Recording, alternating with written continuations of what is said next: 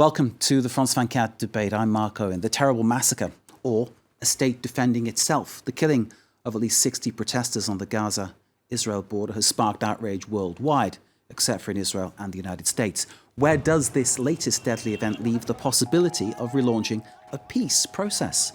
Well, our guests to discuss this are Olivier Rafovitz, who's Reserve Colonel in the Israeli Defense Forces. Olivier, thank you very much for being with us, sir. Shams El-Ghanemi is Foreign Policy Advisor of the European Parliament. Thank you, sir, too, for joining us. Joining us from afar, though no less welcome in this debate and able to speak at any time very freely, Ahmed Al-Burai is Editor-at-Large of TRT World in Istanbul. Ahmed, thanks for being with us. And Eugene Kontorovich is Professor at the Northwestern University, which, of course, is in the United States. Thank you all for being with us. You'll be set free to speak your mind as soon as we go through our next small segment here. The bad feeling in the Middle East was, of course, further stoked by the opening of the US embassy moved to Jerusalem from Tel Aviv, the US, by doing so, recognizing Jerusalem as Israel's capital city. This Tuesday in the Gaza Strip, there's been mourning and burials of the dead. There are also many injured. And, of course, there is much anger. Let's hear now from our reporter, Chris Moore, who's in Gaza. One day as casualties arrived here at Gaza's Al-Shifa hospital, where they've been working flat out to deal with the influx. Medics say many of the victims are suffering from similar injuries. Most of them were leg wounds. It was a very difficult situation because of the sheer number of victims who came under violent attack. The bullet went through one of my legs and ended up in the other. Luckily, it didn't touch the bone. I fell to the ground straight away. I wasn't even at the front of the protest. I was quite far back with my back turned to the Israeli soldiers, and I've no idea how they hit me. I was injured at the Malacca protest site. I was bringing tyres to burn at the front. They shot at the ground around me, then they aimed for my head. I ducked and they shot me in the foot. As soon as I've recovered, I'll do it again. We're not scared. Well, Gaza's medical facilities are stretched at the best of times, and here there's a real fear of capacity running out if there's a repeat of what happened on Monday. Chris Moore, our reporter there in the Gaza Strip. Well, Israel's stance is that it will do all that is necessary to defend itself, to defend its territory, to defend its people. Israel's ambassador to France spoke to us yesterday in this studio. She's Aliza Ben Noun. I think that Israel has to do everything, and the army has to do everything to protect the Israeli citizens who want just to live in peace. We have on one side an entity that is calling for violence and killing, and what they are demonstrating is actually against the existence, the very existence of the state of Israel. And on the other hand, you have the Israelis who are calling to relaxation. They're calling the Palestinians in the Gaza Strip to calm down and to cease any actions of violence. Unfortunately, without success, I think that we have to do anything to prevent them from entering Israel, because we all know that they're not coming to protest or to show any solidarity with Israel. They're coming to kill Israelis. I mean, let's put things, as they are. They're coming to kill Israelis, and had they had the chance, they would have done it. Let's begin our debate there. The words of the Israeli ambassador very much underlining, I think, many things that we've heard, certainly from Benjamin Netanyahu, and words coming from the United States perspective too. Let's bring in our guests then, starting with Olivier Rafovitz, who is Reserve Colonel in the Israeli Defense Forces. Nikki Haley praising the restraint of Israel's army, which perhaps some people might be wondering how she can say that was restraint, because what we saw on the border, some would say, was disproportionate use of force against civilians. What you saw is a part of the situation. And let's start by saying that all the situation is also a media war, trying to promote some pictures in order to promote political issues. But I would like just to get back to your question. The Israeli army is facing a war, another kind of war, but it's a war. When the Hamas, the Islamic group Hamas, in charge of the Gaza Strip, is mobilizing around 40,000 people. It's not the first time, by the way. It's the seventh week after doing it over and over for the last almost 2 months and a half. That's a crowd of 40,000 in that demonstration. That's what Correct. Israel's saying. Yeah. It's quite a lot of people. Now, these people have not been there just because they wanted to demonstrate. They have been well organized before by buses, by taxi, by money given by Hamas. By the way, this money, according to the Shin Bet report that has been released 2 days ago. It's money coming from Iran, and Iran has a political and strategic interest to assist, to help, and to promote Hamas' interest, like Hezbollah in the north, but in the Gaza Strip, against Israel. So, first of all, we talk about a political decision by Hamas to mobilize people, around 40,000 people, in order to do what? In order to make a provocation, a very, very violent provocation, which is for us casus belli. Why? Because if you get there, and I think you've been there in the last year, I believe so, or one of your journalists, the Gaza Strip and the state of Israel is very, very small area. We talk about few hundreds of meters. And it's totally impossible for Israel to accept that people, connected to a military branch of Hamas or Jihad, Islamic Jihad, to get into Israeli state and just by thousands just to get into our villages. We talk about 15 to 20,000 Israeli living in communities around the Gaza Strip and just making their carnage, massacre. So we made it clear very, very many times. We asked the Hamas not to do it. We explained by different channels, by different communication means, please don't get close to the border. It's for us impossible to be acceptable. They refused. They made this decision. They mobilized their population. They brought children, mothers, grandmothers. They used them, as usual, as human shields to make the provocation. And the danger was that beyond them, just beyond them, there was another line front. Behind them were people, very young people, most of them members of Azadin al-Qassam military branch of Hamas. By the way, among the casualties, more than 26 people have been killed, members of Azadin al-Qassam military branch. And we also now can say that in the last day of the incidents yesterday, the Israeli army foiled 3 commandos' attempts by Hamas to get into Israel. Now, altogether... So three attempts foiled, but no weapons were fired at Israeli troops. So no bullets, no rockets, no guns, but of course there were live bullets coming the other way. No rockets, correct. Well, hold on. Which killed at least 60 civilians. Please, 1 minute. No rockets, but the way is to use other elements to get into the... As soon as you have a breach in the fence, it's a catastrophe. And there is no room, no military room, no space to make these people get into the Israeli territory and to say, okay, now let's talk. Because then it's a massacre. And we have been witnessed in the last year that 2 or 3 people can get into a house with a knife, with even nothing, and kill all the family. It happened in the Judea and Samaria, in the West Bank. It happened in Jerusalem. It could also have happened yesterday, and God said it didn't happen. Many documented cases of those knife crimes that you've spoken about, and we've reported on them here at France 24. That's a problem. Olivier, thank you very much. Let me bring you in, Shams, to give a reaction to what Olivier was saying there. And again, that question about a disproportionate use of force, because obviously Olivier justifying what has happened. How do you see what happened yesterday on the Gaza-Israeli border? What happened yesterday is also what happened a number of weeks ago. What has been happening in the past few years is a systematic degradation of the situation, of the use of force excessively. The rules of engagement from the Israeli Defense Forces are being more and more violated by their own forces. I'm sure you disagree with that, but please carry on. I do disagree with the former spokesperson of the IDF. The Israeli army is engaging in a territory that is not its own territory. And what do you mean? By being in Israel? Law enforcement is a very difficult task, but not in another country.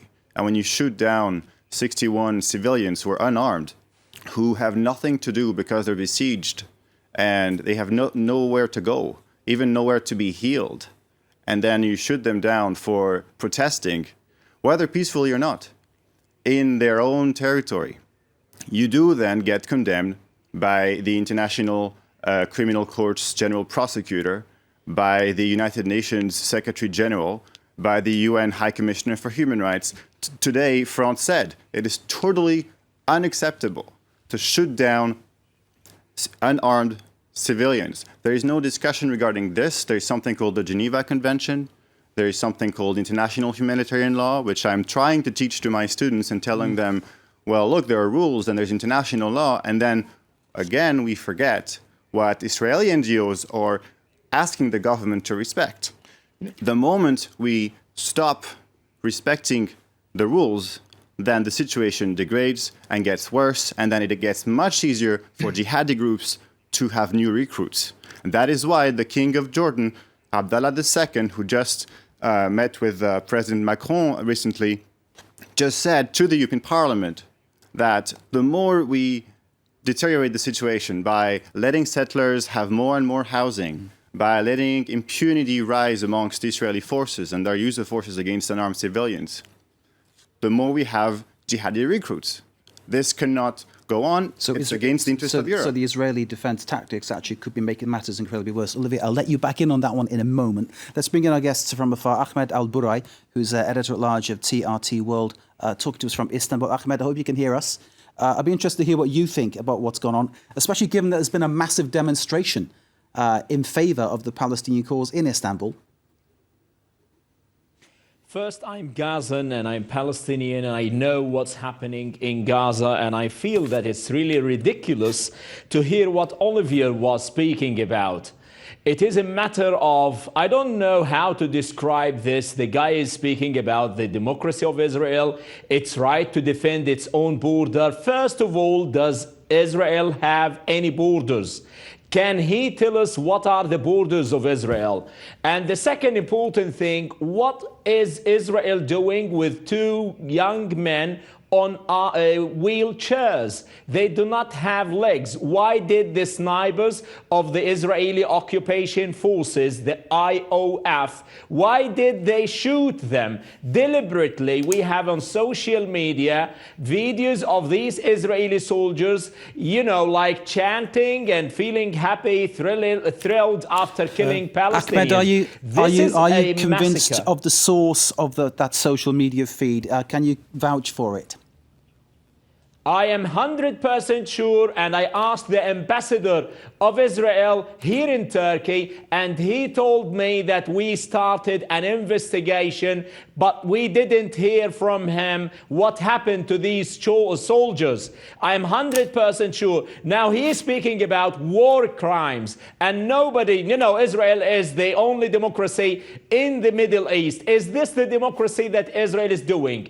By having a suffocating siege against 2 million people in Gaza for more than 11 years. Peoples are protesting in their own land. They didn't pose any threat to the national security of Israel by throwing these kind of rocks or stones. They didn't even reach the fence. There is a buffer zone. They could throw the tear gas. They could avoid killing these people, but Israel is committing a massacre.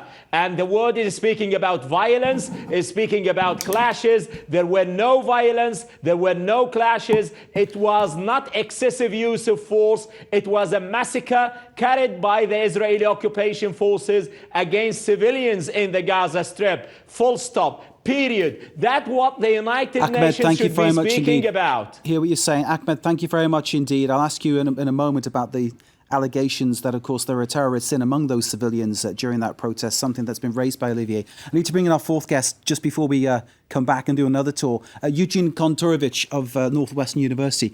Can you hear me, sir? I can't quite see you yet. Yes, I can see you. You're in Jerusalem, I've been told. Right in the place to be. Good evening to you. Thank you for joining us. Give us your reaction, sir. What are your feelings of what you've heard so far? So I think it's important to put this in a broader context. Until 2005, Israel controlled the Gaza Strip, and there were numerous Jewish civilian communities there. In 2005, to show that Israel was serious about peace, Israel completely withdrew from Gaza. Israel left Gaza, and not only that, they took out every single civilian. Ahmed, we'll come back to you in a moment. Let him finish, please, Ahmed. They took out every single civilian. They didn't. Ahmed, let him finish, please, sir. They're still imposing the siege on the Gaza Strip. Ahmed, please let him finish, please. Eugene, go Ahmed, ahead, you please. can yell when you talk, but don't yell when I talk. Eugene, go ahead, please. They took out every single Jew from Gaza. They took out the buildings. They even took out the corpses from the grave. Now, since then, however, Gaza has not seemed to want to leave Israel. And they responded to the complete withdrawal of Israeli forces by rocket launches, by digging tunnels. Israel got out of Gaza, but Gaza wants to get into Israel. And the broader context is tunnels that they dig, holes they cut in the fences, and they do this to kill people, to abduct people, to hold them for ransom, to not return the bodies, and hold these as Ahmed, let him finish, please, sir. Ahmed, we'll come back to you. Ahmed, please let him finish. Speaking, but not when I'm speaking. Eugene, please go ahead. People were killed, Ahmed, and you're speaking please. about conspiracies against Israel. Ahmed, I will give you your say, please, Ahmed. I'm in Jerusalem, not in Istanbul, so people who disagree with you have a right to speak here. So the broader context is Hamas has made it clear. The Great March And of people Return who disagree with you have the right to live in Palestine. Israel. Gaza wants Israel. Israel doesn't want Gaza, and that is the context for this. And I think it also shows a very powerful lesson for the future. People say, why can't Israel just leave the areas where the Palestinians live, put up a wall, say, here's our place, there's your place? We see that even when Israel does that, the Arabs from these places, the Palestinians, want to attack and invade come on, Israel. guy. Your Prime Minister said clearly, no state solution, no two-state solution. It's Ahmed, dead. the Palestinians can have any kind of state they want in Gaza. Instead, they want a terrorist state. Gentlemen, we need to leave it there for part one. Do you think so? Do you leave it there for part one. Part two, of course, this very large lively debate will continue. Stay with us. Ahmed is debating Stay with us. State solution.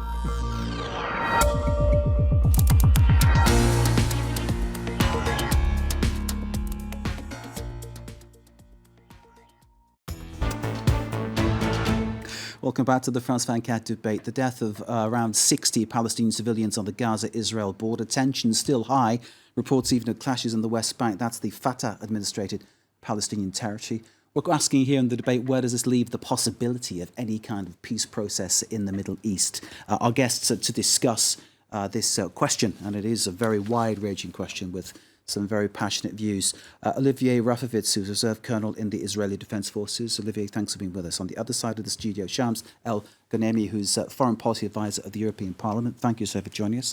Joining us from Istanbul is Ahmed Al-Burai, editor-at-large at TRT World, and also a person of the Gaza Strip. Thank you for being with us, sir. And Eugene Kontorovich, who's a professor at Northwestern University. He's joining us from Jerusalem.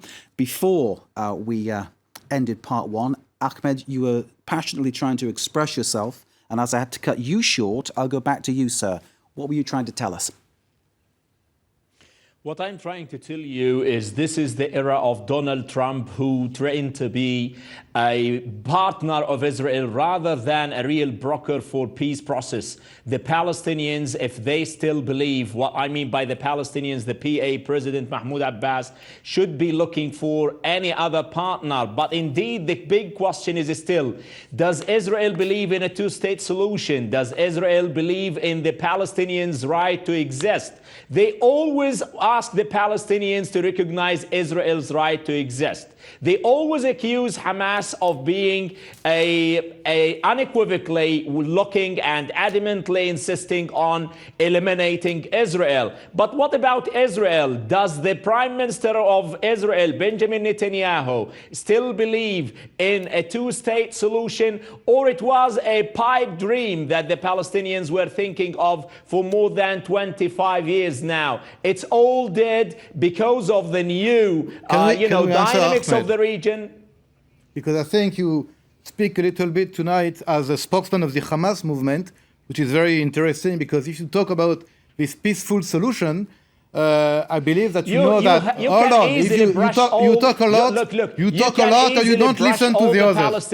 Ahmed, you talk a lot and you don't listen to the others. You can easily paint us with the same color. It's very easy to it's impossible. accuse there. Listen, you cannot just put a question. You put a question to Olivier. I will put the question to him. You clearly. You answer my question. Listen, Ahmed Al-Burai. If you talk, Olivier, please. Ahmed, if you will now be quiet, Olivier will answer your question, or we'll have to stop. Ahmed, thank you very much indeed. If you will be silent for a moment, Olivier will answer your question. Go ahead, sir. So I repeat clearly and slowly, and I want please to talk without being disturbing by Go ahead, Mr. please, Ahmed. Olivier. Ahmed tonight speaking as a spokesman of the Hamas movement. And I would like to tell him, as a spokesman of the Hamas movement... He's expressing Hold on, views as someone from the Gaza Strip. No, because he's clearly giving the Hamas narrative. Now, this narrative is very nice for Ahmed, but it's very bad for Mahmoud Abbas. And I would like just to tell Ahmed and people beyond Ahmed who are members of Hamas and Islamic Jihad and all together connected to Iran that Mahmoud Abbas and the Prime Minister of the Palestinian Authority has almost been killed in Gaza Strip, the Palestinian territory, by his own friends. So you ask me if Israel is ready to make peace. The Palestinians themselves are divided by blood in order to agree about what they're going to do with Israel. But another point. Ahmed mentioned these disabled two people in a wheeling chair. I would like just to remind him and to remember that few years ago, there was someone in a wheelchair. His name was Ahmed Yassin. He was a disabled man, but he was in charge of Hamas. He was the founder of Hamas movement. He was a mega terrorist. He gave orders to kill hundreds of Israelis. So to be in a wheelchair, with all the respect, doesn't mean that you are not a terrorist. Do you agree that people in the Gaza Strip have the right to protest, though, Olivier? I mean, speaking as someone from the Israeli Defense Forces, do you believe they have the right to demonstrate? Listen. You ask me as a Democrat.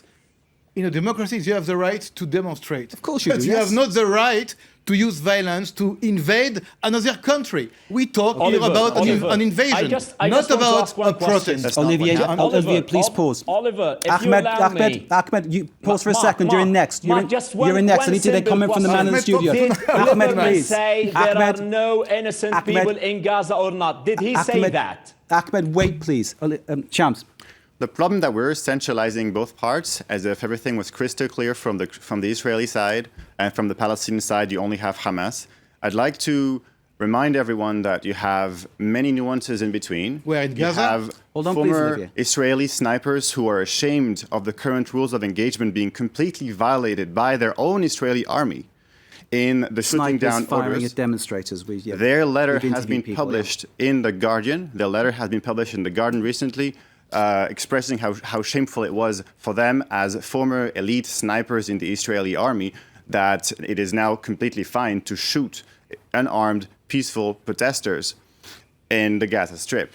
I'd like also to remind people that we have many Israelis who are against what is happening now, who believe that this is counterproductive, that the suffering of the 61 bereaved families will last long.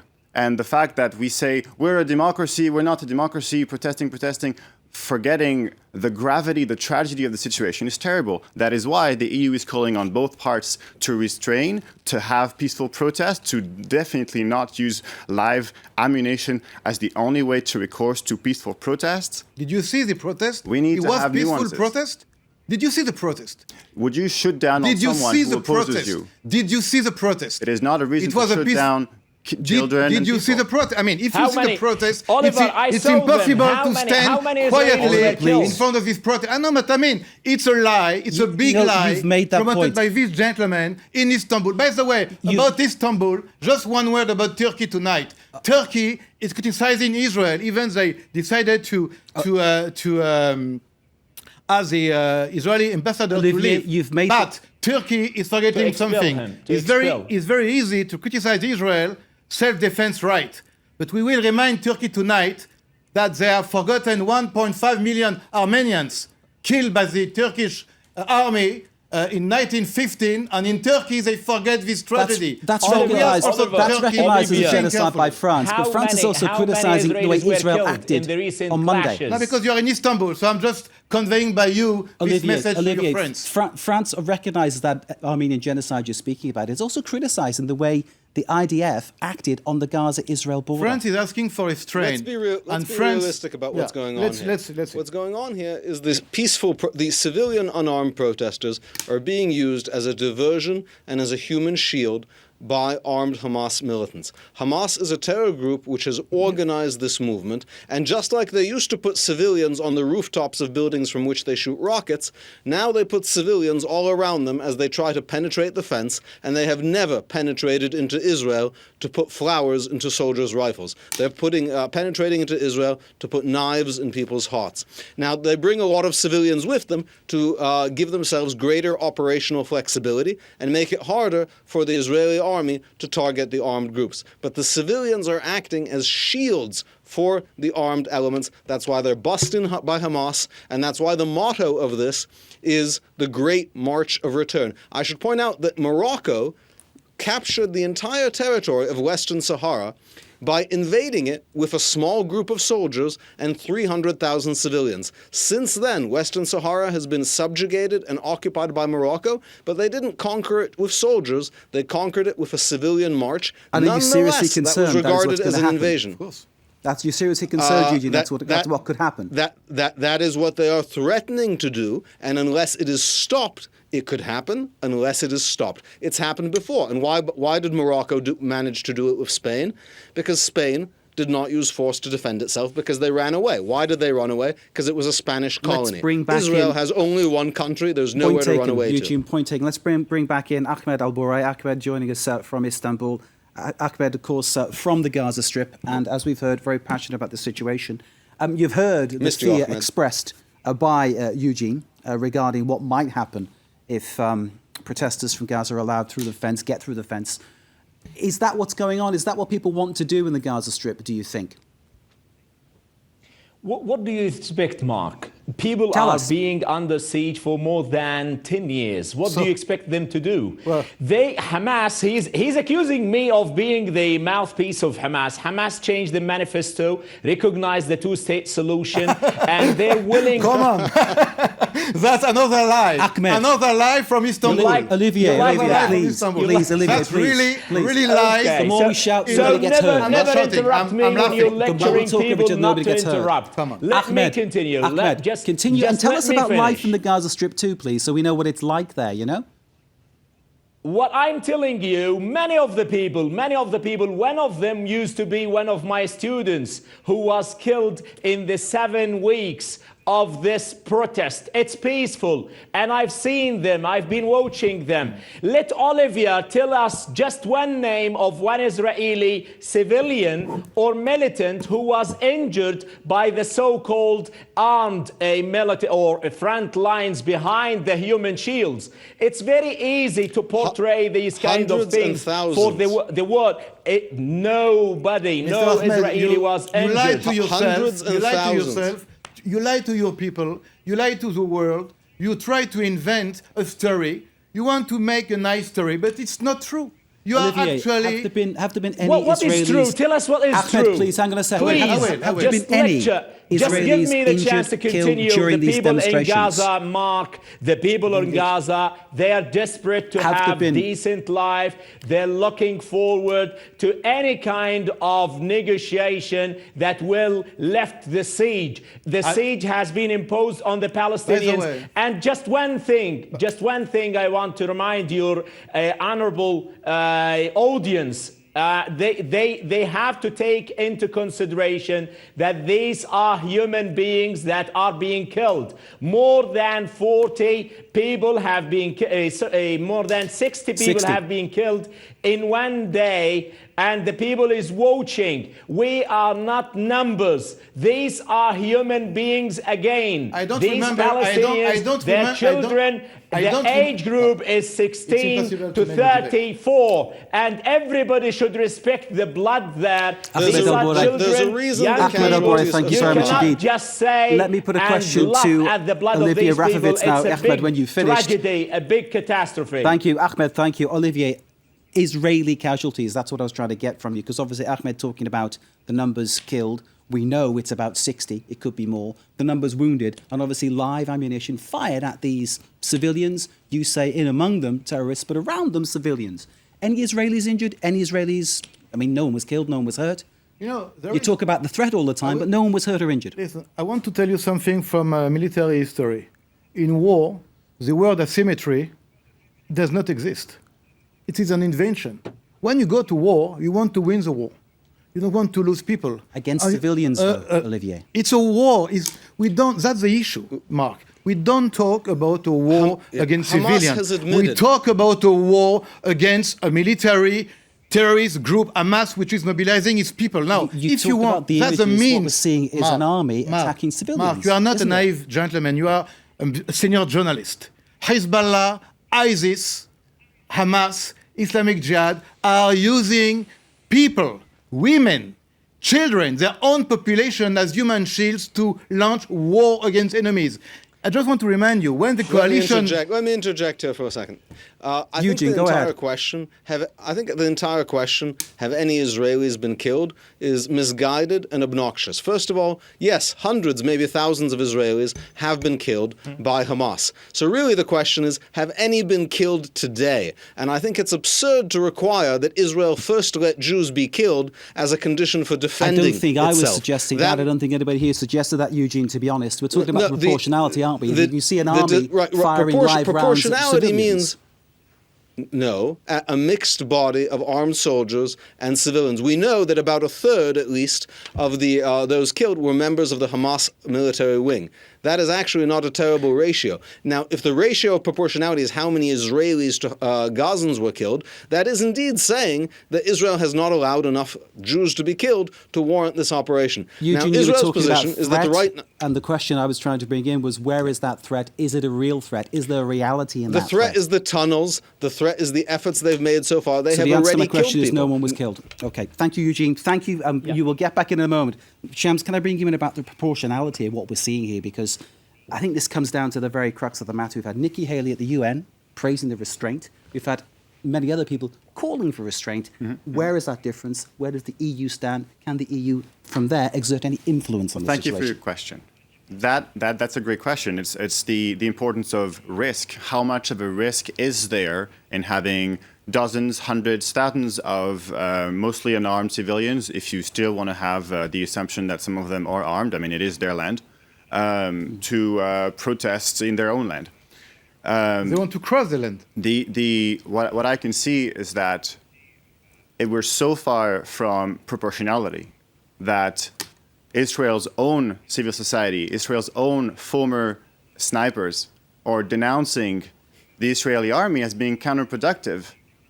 This is how far we have been. My position is not personal. Bear with us, please, Eugene. Bear with us, please. I'm just representing the position of the European Union, the position of the UN High Commissioner for Human Rights. These are people who have a lot of respect for Israel, who definitely want Israel to be safe, Israelis to live in peace, in security, not to fear any rockets, not to fear any even hateful speech towards them, for them to feel in peace in the Middle East, where they have the right to live. But on the condition, obviously, that the right to live and the right to life of their own neighbors is not threatened. And that a lot of Israeli intellectuals are agreeing with, a lot of people who have hearts agree with, and that is why the EU here comes as a very important ombudsman to try and bring both parts together and resonate and reason the Israeli army. Eugene Kontorovich, if you can hear me, did you hear what Shams had to say there about the EU stance, the UN High Commission for Human Rights stance as well? I mean, you don't disagree with any of that, do you? I think it is absolutely contrary to how the EU treats other conflicts. Look at NATO operations in Afghanistan, US-British operations in Iraq. There are often military missions which kill hundreds of people. But do you disagree with what's been said here about the EU stance and the UN stance as regards Israel and Gaza? I don't quite my question about the stance is, how many Israelis does Israel need to allow to be killed before defending itself? Well, it shouldn't be any, should it? Let's face it, it shouldn't be any at all. I mean, no one wants people to be killed, but I mean, and that's why we're having this debate, because of 60 people being killed on the border on Monday. If the Europeans are saying it's unproportional, what's the proportion? What's the proportion? How many people does Israel need to allow to be killed? I think the disproportion is about the way the military might is used against civilians. That's what the issue is, isn't it? The military might is being used against the civilians that have been purposefully put by Hamas in front of Hamas operatives to act as shields, which makes them not civilians, but direct participants in hostilities under international humanitarian law. And obviously you're saying women and children among them, aren't you? Which is what Olivier said as well. Shams, you're shaking your head.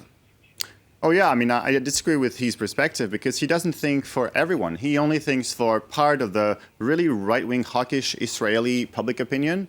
I would like to speak on behalf of all the other people who are disgusted at seeing one far right on the one hand, which is Trump, and on the other hand, the government of Netanyahu, and on the other hand, also lunatics from the Hamas government who still use this to live and survive politically, despite the common sense of having a long-term peaceful solution following the Arab initiative of the Arab League of 2003, which was supported by the EU to recognize Israel in exchange for Israel also to recognize the Palestinian Authority and to recognize Palestinian sovereignty over only 22% of historical Palestine. Let's let these people, both people, live in peace. I was just in San Francisco 2 days ago meeting with a Palestinian who has just left Palestine. Now he's got the green card, and he told me that his only dream is just to leave as a human being. He doesn't care about politics anymore. We need to get Israel to understand that it is in its long-term interest to have peace and to stop exercising the Palestinians full force. Calling this Nakba Day. Of course, they call it the catastrophe. It was the establishment of the modern state of Israel, which, of course, resulted in the displacement of many Palestinians. Listen, we want peace. We want peace in Israel. You know, I have 4 children. We want peace, all of us. It's not the willingness of the EU or people in the world. We want peace. We're also human beings, by the way. You know, let's not forget the human beingness of the Israeli people. But I just want to say something that in this specific issue, which is very sad, let's be clear. We defend ourselves, but it is very sad that people have been killed. Do you understand that people are still scratching their heads thinking, what are you defending yourself from? Listen, if you... That might be a naive question. Listen, the issue is, like you just asked before, the right to defend yourself depends on if you have been killed or wounded just before. We cannot wait to be wounded or killed. No, we lost 6 million people 75 years ago. Okay, it's a big catastrophe. It's not a Nakba, it's a mega Nakba for the Jewish people. The and Holocaust, it's still, yeah, but we still live we still live with that. We still live with that. Now, when people like Hamas write, okay, on papers, we want to destroy the state of Israel, and now we want to invade the state of Israel, and now we are returning with a big march to conquer back our land, you believe that we cannot stay... Do you believe everything in Israeli politics? Of course not. I'm sorry? Do you believe everything in Israeli politics from every single political party? Of course not. But this is borne out in words. Hamas pays terrorists to kill Israelis. I mean, this happens in reality every single year. There are attacks, shooting attacks, stabbing attacks, tunnel digging attacks, sponsored by Hamas. They're not just saying they want to get rid of Israel. They're in the process of doing it, and we don't want to let them get very far in that process. Let me bring in a man who we've not heard from for a while, Ahmed Al-Burai, who is watching over in Istanbul. Ahmed, just reminding people, you're from Gaza. Tell us, at this point, with a bit of reflection about life in the Gaza Strip, how is life there? Why do people want it to change? Why does it need to change? Thank you, Mark. This is the question I want to speak about. And I feel very passionate because I am Palestinian, I'm from Gaza.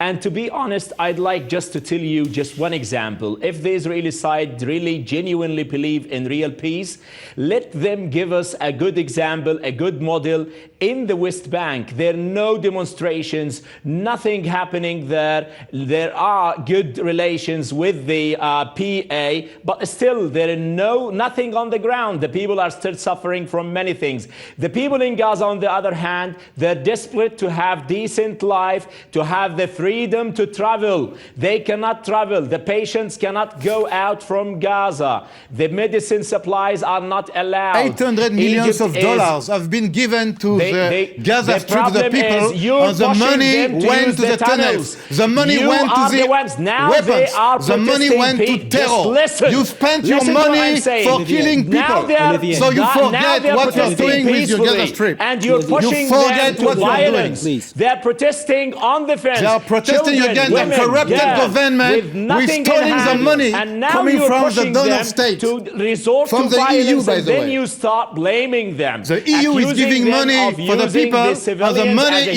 human used shield. for the tunnels. This kind The of money is absurdity, used this for kind of the weapons. You've made that point obsolete 5 times. rhetoric Thank is you. done.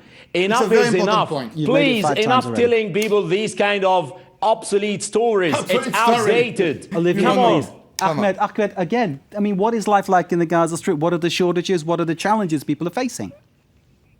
Look, now there are hundreds, thousands of people who are injured. They cannot find medicine. They cannot find electricity. My father, my family is still in Gaza, and they're desperately finding electricity, fuel. There are even no salaries with the new sanctions. You burned the gas Why? on the Because gas Israel station. imposing Do these you kind dispute of what he says? siege. Is he Just lying? left the Is he siege, lying? It's not left true. the siege, They and the just people will be destroyed the free. Listen, Let 2 days these ago, young people go out, they have the burned freedom and to they travel. destroyed. International They see observers the world, bear out what their he is mind saying. will be broader. But if you're just continuing pushing them to the corner, you will get nothing but more violence. By the way, it's the Israeli who is pushing again and the again, people you know, to more violence. To accuse Israel all the time, it's very nice. It's very easy. Gentlemen, but you have to look at we yourself, have at Hamas 2 minutes government, left. We at have your 2 own minutes people left, and to be I'll keep responsible. talking. And the question I'm going to put is there any chance, and I don't think there is given what I've heard around this table tonight, is there any chance of moving anywhere towards a peace process, moving towards some kind of common ground, 2-state solution, call it whatever you like? Is there any chance? How can Europe help? Shams? I will always be determined. Israeli-Palestinian peace may seem like a very long shot today, but French-German peace seemed like a very long shot 73 years ago. So I am definitely going to say, as a French Egyptian myself, having seen the peace process between Israel and Egypt being a very long, painstaking process, I will definitely say, yes, there is a perspective, because there has to be a perspective. Eugene, a final word from you, quickly, please. I think the recent events have shown the dangers to Israel of allowing a Palestinian state, which could then bring in millions of Palestinians from neighboring countries and storm the borders in a massive way, which would make the recent events look like a minor incident. This is exactly what Israel says it's afraid of would happen after it withdraws from territory. And it seems like Israel is being given a preview of its worst nightmares. I think that sets the 2-state solution back, but not much, because I think zero divided by anything is still going to be 0. And since the chances were not great before, I don't think they've gone down much. But this does show Israel the nightmare scenario that can arise after withdrawing from territory. Eugene, thank you very much indeed. Thanks to Ahmed Al-Bourei. Thank you to Olivier Rofovitz for joining us too. Shams, thank you. And thank you for watching as well, of course. The France 24 debate, peace in the Middle East. We pray for it. We hope it will happen one day. But clearly, big issues to be resolved. Thanks for being with us. Stay with us here on France 24.